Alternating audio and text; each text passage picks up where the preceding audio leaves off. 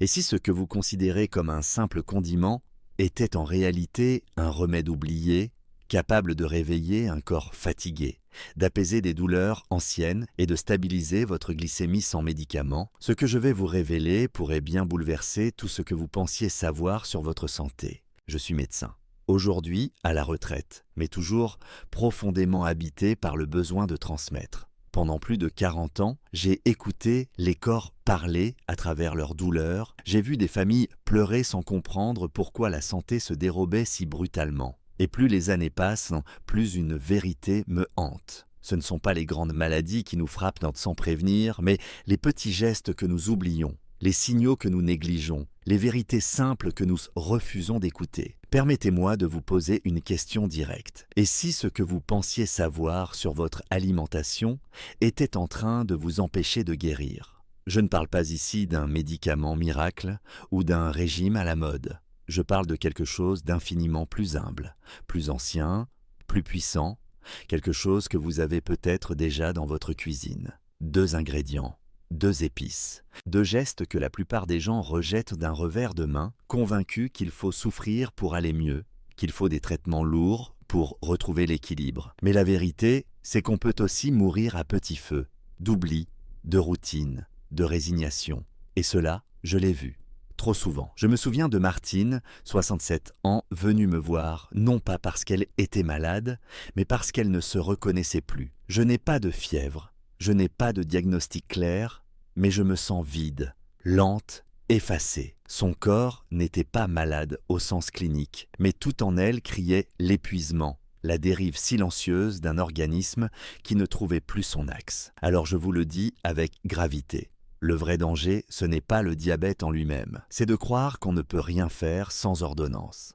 Et c'est là que commencent les révélations. Un jour, j'ai ouvert un vieux carnet de notes dans lequel j'avais consigné, au fil des années, les remèdes simples utilisés par mes patients les plus stables, ceux qui, malgré la maladie, arrivaient à vivre pleinement. Il y avait une constante, une signature silencieuse, un fil rouge, le piment de Cayenne, le gingembre frais, 2 ingrédients que l'on croit connaître et qu'on a pourtant oubliés, 2 plantes qui ont traversé les âges, guérissant sans bruit, soutenant sans s'imposer. Ce n'est pas leur goût qui m'intéresse, c'est leur pouvoir, leur chaleur, leur capacité à réveiller un corps engourdi par les années, à réchauffer les articulations froides de l'intérieur, à redonner du tonus à une digestion fatiguée. Je sais, ça peut sembler trop simple pour être vrai. Mais je suis ici pour vous parler de ce que la science commence à redécouvrir et que les anciens savaient déjà. Parfois, ce sont les épices qui sauvent, pas symboliquement, pas spirituellement, concrètement. Je vous poserai cette question, que j'ai déjà posée à des centaines de patients. Pourquoi faut-il attendre une crise pour changer? Pourquoi faut-il que le corps crie pour qu'on l'écoute enfin? Ce que vous allez découvrir dans cette vidéo ne vise pas à remplacer un traitement. Je ne suis pas un vendeur d'illusions. Je suis un médecin.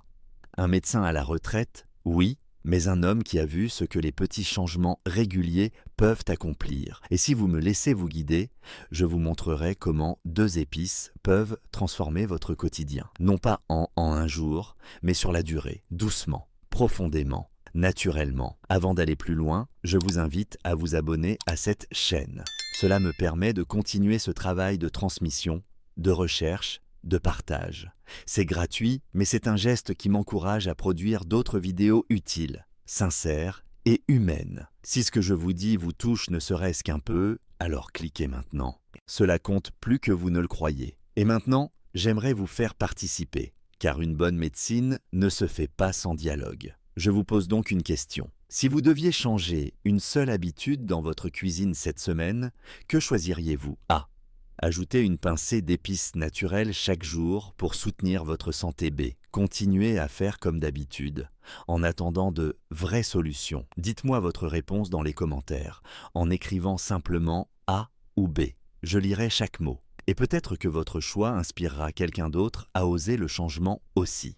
À travers les décennies passées à écouter, à examiner, à accompagner, j'ai appris que les solutions les plus puissantes ne viennent pas toujours de la pharmacie, ni des grandes découvertes médicales. Parfois, elles viennent d'un souvenir, d'un remède ancestral, d'un geste modeste qui a traversé les générations sans faire de bruit. C'est dans cette simplicité que réside la force du piment de Cayenne. Le piment. Rien que ce mot évoque souvent des réactions vives. Trop fort, trop risqué, trop exotique. Et pourtant, ce petit fruit rouge recèle un pouvoir étonnant que j'ai vu à l'œuvre chez nombre de mes anciens patients, surtout ceux qui l'ont adopté tardivement, parfois à contre-cœur, mais toujours avec curiosité. Je me souviens de Gérard, 74 ans, ancien facteur dans la région d'Angers. Il avait ce qu'il appelait le mal du matin.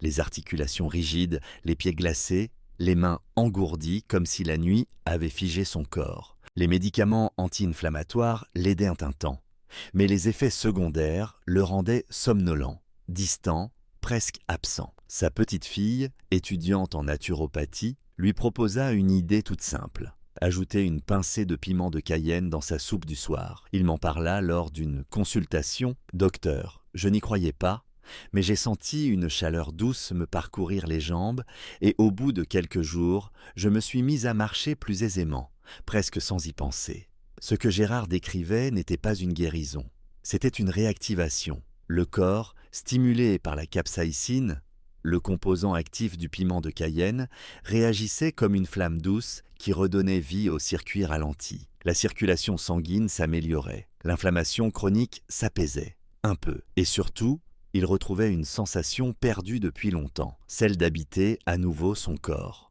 Il est important ici de préciser une chose. Je ne propose pas le piment comme remède miracle. Je suis médecin, pas illusionniste. Mais je sais qu'une circulation paresseuse, une glycémie capricieuse ou des douleurs articulaires persistantes peuvent être sensibles à ce type de soutien naturel. Ce n'est pas une substitution au traitement. C'est un complément, un allié. Ce qui me fascine, c'est la polyvalence de cet ingrédient. Lorsqu'on le consomme en petite quantité, j'insiste, très petite quantité, et toujours avec des aliments, le piment de Cayenne agit en silence, sans brutalité. Il peut être saupoudré sur des œufs, incorporé dans un velouté de courge, mélangé à de l'huile d'olive pour arroser des légumes rôtis, ou même ajouté à de la semoule ou un plat de lentilles. Le secret réside dans la régularité, pas dans l'intensité. Mais au-delà de l'assiette, j'ai vu d'autres usages, plus surprenants, mais tout aussi bénéfiques. Des patients utilisaient le piment mélangé à de l'huile de coco pour masser leurs genoux douloureux.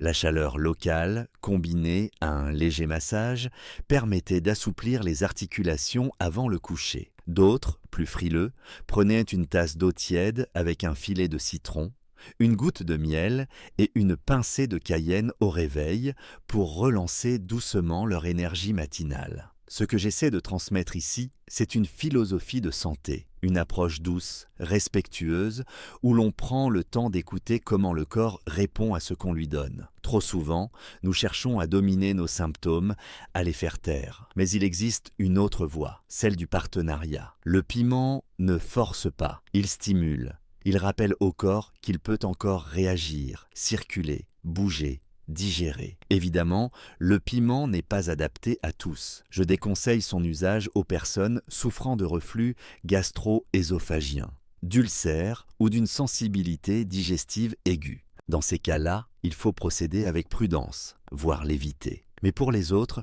pour ceux qui cherchent à réveiller leur métabolisme sans brutalité, il peut devenir un compagnon discret mais fidèle. Il y a aussi l'effet psychologique. Un de mes patients, Claude, me disait « Quand je mets du cayenne sur mes légumes, c'est comme si je leur donnais du caractère. Et ça me fait du bien, rien que de le savoir. » Ce que Claude exprimait là, c'était une forme de reprise de pouvoir. Manger devient à nouveau un acte vivant, actif. On ne subit plus, on choisit, on s'engage. Et si je vous en parle aujourd'hui, ce n'est pas pour glorifier une épice en particulier. C'est pour vous inviter à revoir vos habitudes à la lumière de ce que votre corps murmure chaque jour. Et socieux, qu'est-ce que vous vous sentez engourdi après les repas? Est-ce que vos extrémités restent froides malgré la saison? Est-ce que vos articulations vous ralentissent alors que votre esprit veut encore avancer? Peut-être que la solution n'est pas loin. Peut-être qu'elle commence par une simple pincée. Je vous encourage à essayer.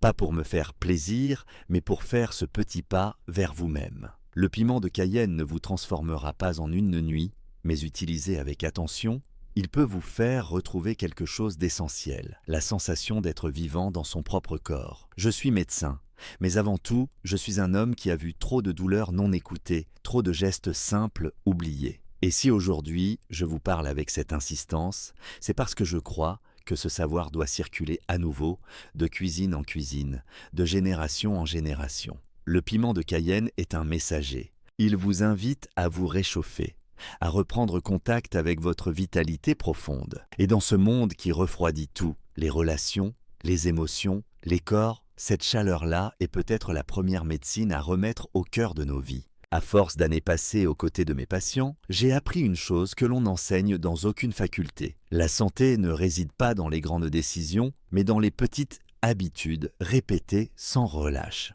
J'ai vu des personnes âgées s'effondrer à cause d'un simple oubli, celui d'écouter leur corps. J'ai vu d'autres, plus discrètes, transformer leur quotidien non pas grâce à un traitement révolutionnaire, mais à travers des gestes simples, intégrés avec douceur dans leur routine. Ce que j'aimerais vous transmettre aujourd'hui, ce n'est pas un conseil de plus, c'est une conviction. La régularité vaut mieux que la puissance. Le piment de Cayenne ou le gingembre, aussi puissants soient-ils, n'apportent rien s'ils sont utilisés une fois par mois, au hasard d'une tentative. En revanche, lorsque ces épices deviennent des alliés quotidiennes, leur effet dépasse l'espérance. Je me souviens d'une patiente fidèle, Thérèse, qui me disait « Ce n'est pas le gingembre qui a changé ma vie, c'est le fait d'avoir décidé de prendre soin de moi chaque matin, avec ce petit rituel. » Elle avait trouvé dans une simple infusion, eau chaude, quelques tranches de gingembre frais, un filet de citron, une façon de commencer sa journée autrement.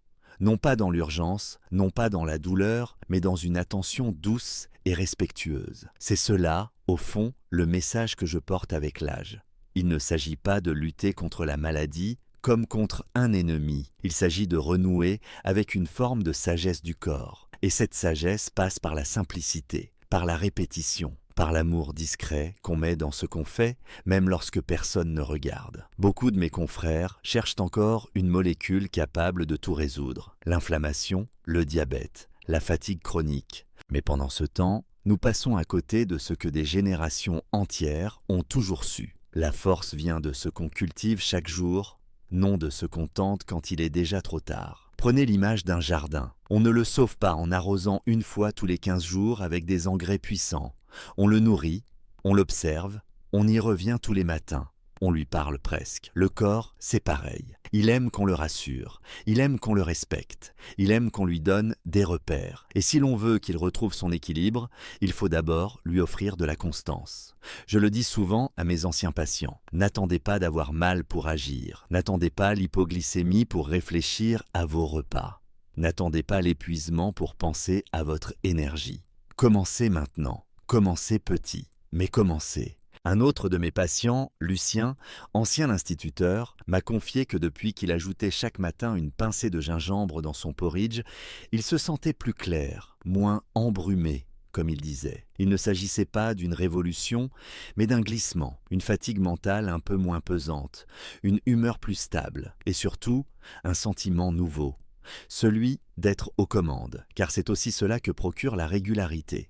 Elle rend le pouvoir. Lorsque vous prenez soin de vous, chaque jour, même avec une action aussi simple qu'une épice ajoutée à vos aliments, vous vous rappelez que vous n'êtes pas passif, vous ne subissez pas, vous agissez, vous devenez l'acteur silencieux de votre mieux-être. Mais je sais aussi que cela demande du courage, car la constance, contrairement aux grandes résolutions, ne se voit pas, elle ne se vante pas, elle ne se célèbre pas sur les réseaux sociaux. Elle s'éprouve dans la solitude des matins brumeux, dans le calme des soirées silencieuses. Elle se tisse dans l'ombre. Et c'est pourquoi elle est si précieuse. Je vous encourage donc à choisir un moment, le vôtre, le matin, le midi, peu importe. Choisissez un rituel.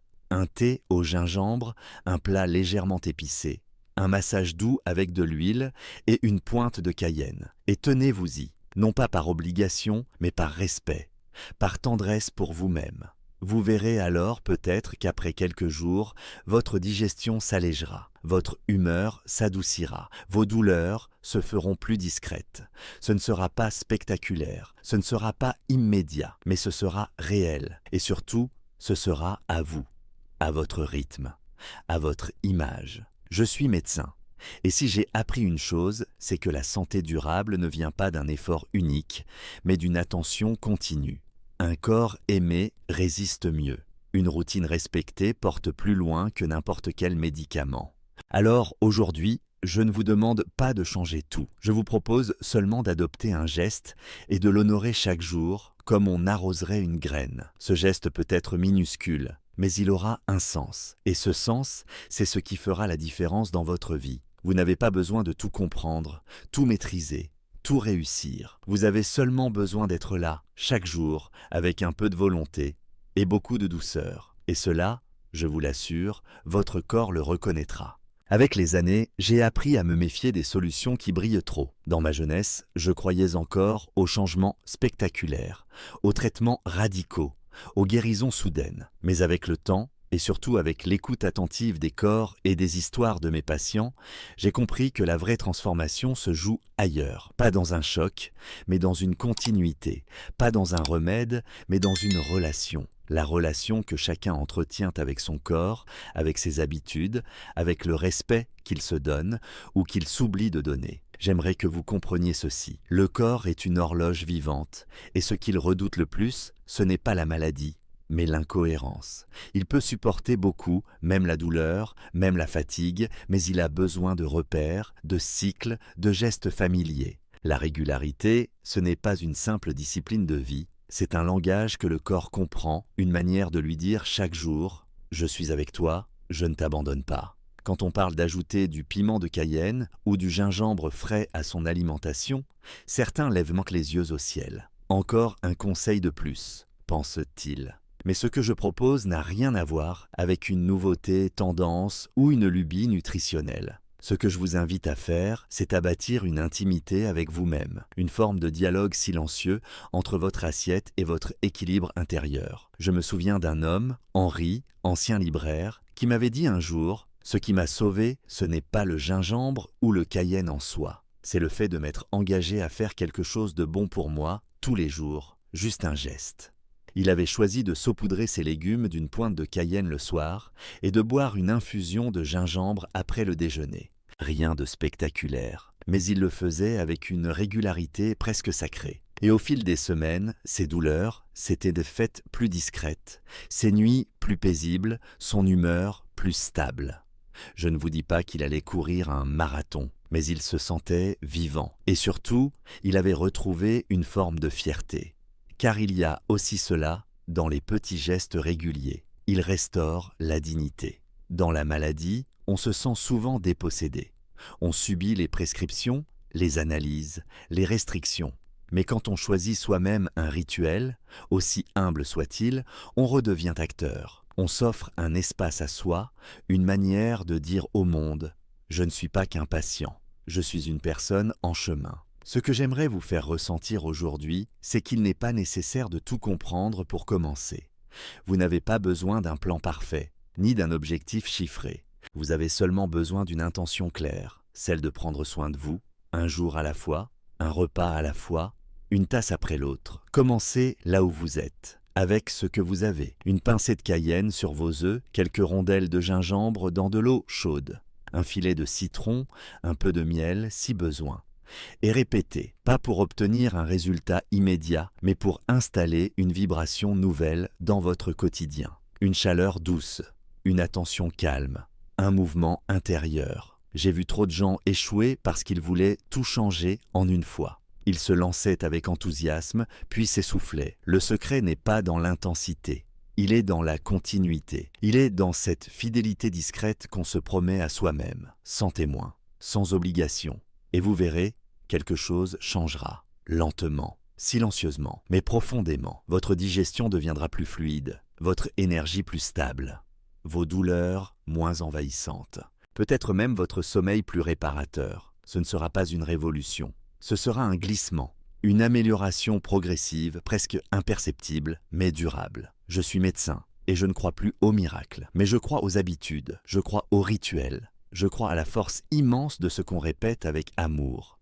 Et je sais que, dans un monde où tout va vite, où tout doit être prouvé, quantifié, optimisé, il est profondément réparateur de revenir à des choses simples, humaines, organiques. Alors oui, le piment de Cayenne et le gingembre peuvent vous aider, mais seulement si vous les intégrez avec respect, avec patience, avec constance. Ce sont des plantes puissantes, mais elles demandent d'être apprivoisées. Elles ne donnent pas tout d'un coup, elles se méritent. Et ce qu'elles offrent en retour, ce n'est pas un remède, c'est une relation nouvelle avec votre propre corps. Je vous invite à bâtir cette relation, à lui offrir un peu de votre temps, de votre attention, de votre tendresse. Ce n'est pas une faiblesse que de se soigner doucement. C'est une force, et c'est peut-être la plus grande que nous ayons encore à notre âge. Après tant d'années passées à observer la souffrance, à accompagner la lente dégradation de certains corps, à écouter les plaintes silencieuses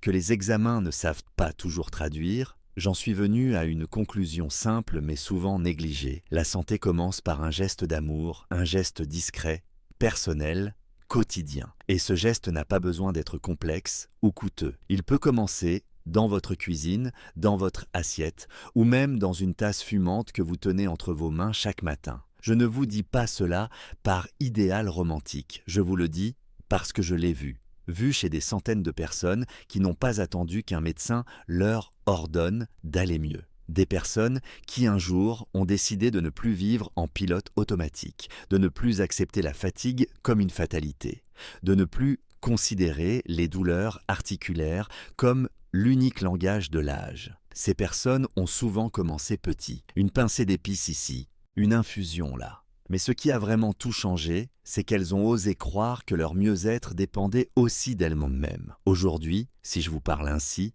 ce n'est pas pour vous convaincre d'utiliser telle ou telle plante. Ce n'est pas une publicité. C'est une invitation profonde à redevenir attentif, à redevenir acteur, à sortir du rôle passif que trop de malades finissent par endosser, souvent sans s'en rendre compte. Vous n'êtes pas une statistique, vous n'êtes pas un cas, vous êtes une histoire en mouvement, une personne vivante, sensible, capable d'influencer son chemin. Et ce chemin, je vous propose de le nourrir avec conscience, pas dans la perfection, pas dans l'exigence, mais dans la sincérité. Le corps ne demande pas qu'on le maîtrise, il demande qu'on l'écoute, et pour cela, il faut lui parler chaque jour, par le choix des aliments, par le rythme de nos repas, par l'intention que l'on y met. Oui, même dans une simple soupe au dîner, même dans un verre d'or tiède au réveil. Car ces détails, répétés jour après jour, deviennent des racines, des fondations, des messages d'attention qui résonnent jusque dans les cellules.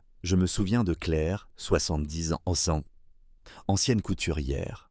Une femme discrète, douce, un peu repliée sur elle-même. Elle souffrait de douleurs chroniques aux mains et au dos, des troubles digestifs récurrents et une grande lassitude morale. Elle n'attendait plus grand-chose. C'est sa fille qui l'avait poussée à me consulter. Nous avons parlé longtemps. Elle m'a raconté ses habitudes, sa solitude, sa fatigue.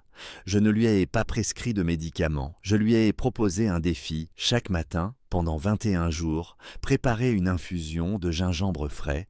Et chaque soir, ajouter un peu de piment de Cayenne à l'un de ses plats. Elle m'a regardé d'un air dubitatif. Et pourtant, elle a essayé. 3 semaines plus tard, elle est revenue. Elle ne marchait pas plus vite, mais elle se tenait plus droite. Ses mains étaient toujours raides, mais elle disait ressentir moins de picotement. Et surtout, elle souriait. « Je me sens présente, docteur, comme si j'étais à nouveau là. » Ce qu'elle avait retrouvé, ce n'était pas seulement du confort physique, c'était une dignité intérieure, un sentiment de responsabilité douce sur sa propre vie. C'est cela, au fond, que je cherche à transmettre. Un état d'esprit, un mouvement intérieur, une manière d'habiter son corps avec plus de présence, plus de gratitude, plus de courage aussi, car il faut du courage pour ne pas se résigner, pour continuer à chercher ce qui nous soutient, pour oser changer, même un peu, même tard. Vous savez, le monde médical évolue vite, mais parfois il oublie l'essentiel. On parle de protocoles, de chiffres, de courbes, et l'on oublie que chaque patient est une personne avec une mémoire, une histoire, une culture. Je crois qu'il est temps de redonner toute sa place à la médecine de l'écoute, à celle qui se construit main dans la main avec la vie quotidienne. Une médecine qui honore les petites choses, les plats préparés avec soin, les silences respectés, les gestes faits avec intention. Alors je vous le demande avec humilité, mais aussi avec espoir. Qu'allez-vous faire aujourd'hui pour vous-même? Pas demain, pas après les fêtes. Aujourd'hui, quel petit changement êtes-vous prêt à accueillir? Une pincée d'épices? Une boisson réconfortante? Une nouvelle manière de vous regarder dans le miroir le matin? Vous n'avez pas besoin de tout savoir pour commencer. Il suffit de faire un premier pas. Et si ce que je vous ai partagé dans ces derniers instants a éveillé quelque chose en vous, une émotion, une question, un souvenir, alors je vous invite à ne pas le laisser s'éteindre. Je suis médecin, oui, mais aujourd'hui, je parle aussi comme un homme qui vieillit. Un homme qui a vu trop de souffrances évitables et qui sait que dans chaque foyer, dans chaque cuisine, dans chaque cœur qui décide de se réveiller, il y a un pouvoir immense. Prenez soin de vous, non pas pour être parfait, mais pour être vivant, un peu plus chaque jour. Après avoir partagé avec vous ces réflexions, ces récits et ces expériences puisées au fil d'une vie entière, passée à accompagner la santé humaine, j'aimerais prendre un moment pour poser les choses. Car au fond, ce dont il a été question ici n'est pas uniquement d'épices, ni de digestion, ni même de douleur. Ce dont il a été question, c'est de présence à soi-même, de cette capacité précieuse à renouer avec son corps, à se traiter non comme une machine qu'il faut réparer, mais comme un être vivant qu'il faut écouter, respecter, accompagner. J'ai vu tant de personnes passer à côté de leur mieux-être parce qu'elles attendaient une solution extérieure, immédiate, magique. Et à l'inverse, j'ai vu des transformations magnifiques commencer par un simple choix. Boire une infusion le matin, ajouter une épice naturelle dans l'assiette, faire un geste régulier avec conscience. Rien d'extraordinaire, mais profondément humain. Ce que je retiens de toutes ces années, c'est que le plus grand changement ne vient pas des traitements spectaculaires. Il vient de la conscience qu'on met dans les petits gestes quotidiens. Quand une personne âgée choisit de continuer à apprendre, à essayer, à prendre soin d'elle-même malgré la fatigue, malgré la solitude, elle envoie un message très fort à son corps et à la vie. Aujourd'hui, je veux croire que vieillir n'est pas un effondrement, mais une possibilité. Une autre manière d'habiter le monde, plus lentement, mais plus profondément. Le piment de Cayenne réchauffe les extrémités, le gingembre stimule la circulation, apaise la digestion. Mais au-delà de leurs propriétés, ce qu'ils apportent, c'est une invitation à revenir à l'essentiel, notre lien au vivant, à la nature, à nos sensations. Et si nous commencions à voir notre cuisine comme une forme de soin? Et si le moment du repas, si souvent précipité ou négligé, devenait un temps sacré, un espace pour se reconnecter à ce que nous sommes vraiment? Cela ne demande pas beaucoup d'efforts. Cela demande surtout un changement de regard, un peu plus de lenteur, un peu plus de douceur, un peu plus de constance. Ce que je vous souhaite, c'est cela, de retrouver le goût du soin simple, de vous lever le matin avec une intention, même minuscule, mais sincère, d'apporter à votre journée cette étincelle qui dit « je mérite ce geste ». Car en fin de compte, la santé durable n'est pas une lutte, c'est une fidélité à soi. La leçon que je tire de tout cela est simple mais puissante. Ce ne sont pas les grandes résolutions qui changent une vie, ce sont les petits gestes répétés avec amour. Une tasse d'infusion, une pincée d'épices, un peu de mouvement, une écoute intérieure, ce sont ces fragments qui, mis bout à bout, finissent par bâtir une existence plus équilibrée, plus calme, plus lumineuse. Et maintenant, j'aimerais vous poser une question simple. Quel est le geste quotidien que vous aimeriez commencer dès aujourd'hui pour prendre mieux soin de vous? Merci de me laisser votre réponse dans les commentaires ci-dessous. Un simple mot, une phrase courte suffit. L'important, c'est de commencer à nommer votre intention. Cela pourra inspirer d'autres personnes qui liront, peut-être dans le doute ou dans la fatigue. Et si ce contenu vous a été utile, si vous avez appris quelque chose, je vous invite, avec toute la gratitude d'un médecin retraité qui continue à transmettre, à vous abonner à cette chaîne. Cela m'encourage énormément à poursuivre. Vous pouvez aussi, si le cœur vous en dit, faire un petit don, même modeste, pour soutenir la création de ces vidéos. Ce n'est pas une obligation, mais un geste de soutien pour dire que ce travail a du sens et que même à mon âge, je ne suis pas seul dans ce désir de semer du bien. Merci d'être là, de m'avoir lu ou écouté jusqu'ici. Ensemble, dans le respect et la transmission, nous pouvons vieillir avec plus de paix, plus de clarté et plus de force douce. À très bientôt.